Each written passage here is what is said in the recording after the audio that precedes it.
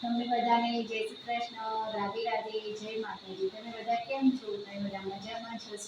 આજે આપણે બનાવવાના છે પાસ્તા। તો ચાલો આપણે બનાવીએ પાસ્તા। તેલ લઈ લઈશું।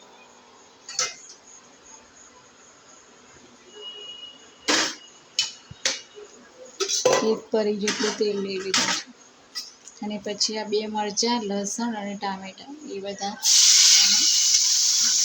સોફ્ટ થાય ત્યાં સુધી આપણે એને શેકાવા માટે મૂકી દઈશું તેલમાં અને પછી આને ક્રશ કરી દઈશું મિક્સર જારમાં। તો આપણે આને થોડા સોફ્ટ થાય ત્યાં સુધી આપણે ધીમા તાપે આને થવા મૂકી દઈએ, સિજાવા મૂકી દઈએ।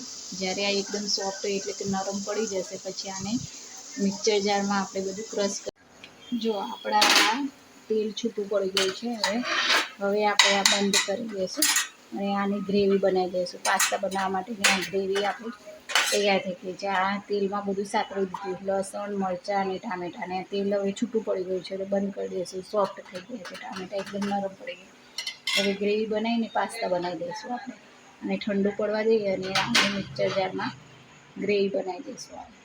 ગેસ ચાલુ કરી દીધો છે અને હવે આપણે બનાવવાના છે પાસ્તા। તો આપણી આ ગ્રેવી આપણે મિક્સર જારમાં તૈયાર થઈ ગઈ છે।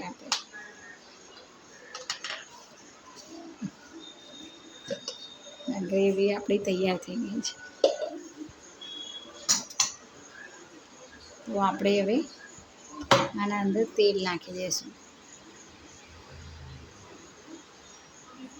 એકાદ પરી જેટલું તેલ લઈશું।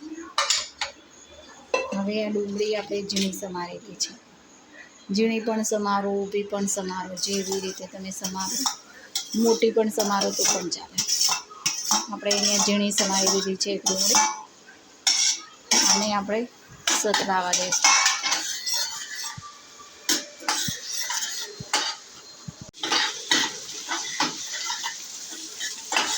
તો આપણી આ ડુંગળી સતળાવા આવી છે।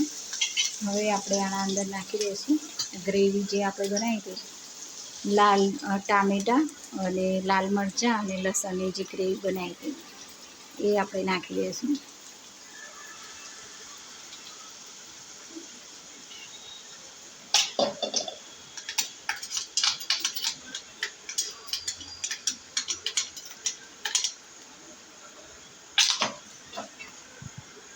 આ ડુંગળી અને આપણી આ ગ્રેવી એ મસ્ત સતળાઈ ગઈ છે અને સરસ સુગંધ પણ આવે છે લસણની ને બધું।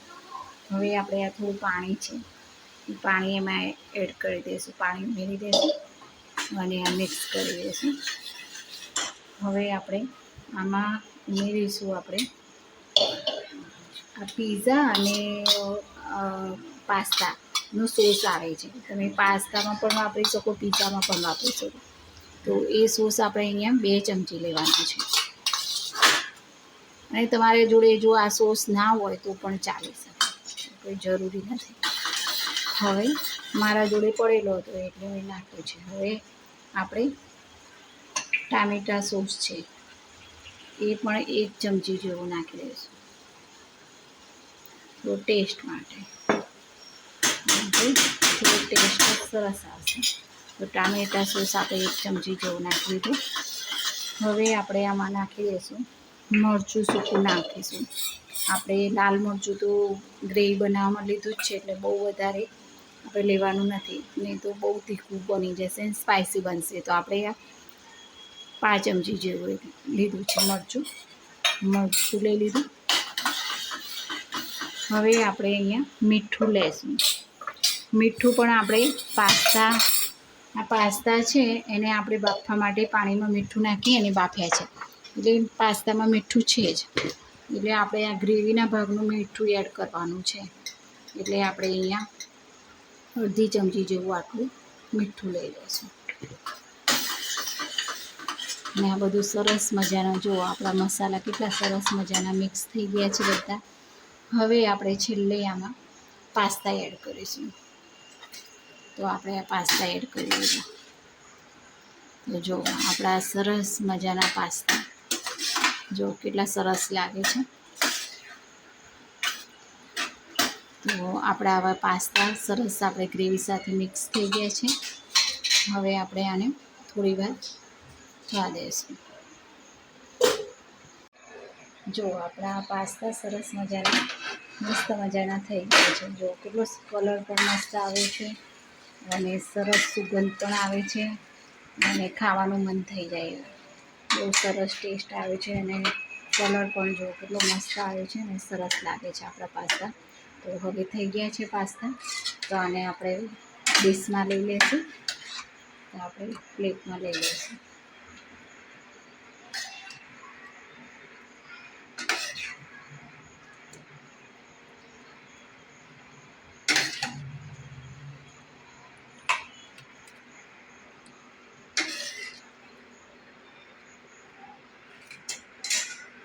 તો આપણા સરસ મજાના પાસ્તા ગરમા ગરમ તૈયાર છે. તમે પણ એકવાર બનાવજો.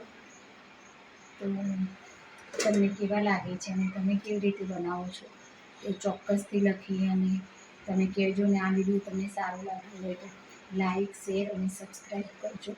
અને વિડીયોના એન્ડિંગમાં કહેવા માંગીશ કે આયુર્વેદ અપનાવીએ, સ્વદેશી ચીજ વસ્તુ અપનાવીએ, ગરીબ જીવ માત્ર પર દયા ભાવ રાખીએ, ગૌ રક્ષા કરીએ, વ્યસનથી દૂર રહીએ, આપણા ઘરને સાફ રાખીએ, જેવા આપણા રસ્તાઓ, નદીઓ, તળાવો, સરોવર, દરિયા કિનારા દરેક જગ્યાએ સ્વચ્છતા રાખીએ અને જરૂરિયાતમંદ લોકોની સેવા કરીએ, મદદ કરીએ.